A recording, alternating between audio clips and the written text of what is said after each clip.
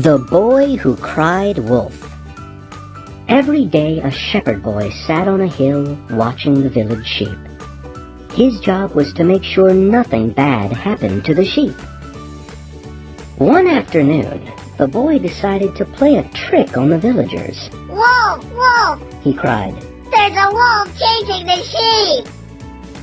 The villagers raced up the hill to chase the wolf away, but there was no wolf in sight. "Don't cry wolf when there is no wolf," they warned the boy. The boy was surprised his trick worked so well. "Oh, I can't believe he played a trick like that." The villagers grumbled as they stormed down the hill. The next day, the boy tried his trick again. "Wolf! Wolf! He called out. There's a wolf chasing the sheep!" The villagers came running and again found no wolf. "Don't do this again," they scolded. "Only cry wolf when there actually is a wolf." A few hours later, the boy noticed something out of the corner of his eye. A wolf was sneaking up behind the sheep.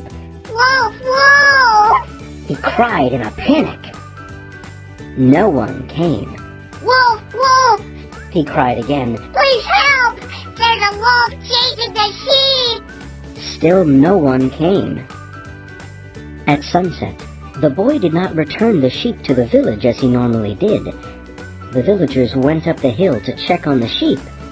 They found the boy, but no sheep. "A wolf was here! It chased the sheep away! Why did you come to help me?" He cried. "You tricked us twice when there was no wolf! We thought you were tricking us again!"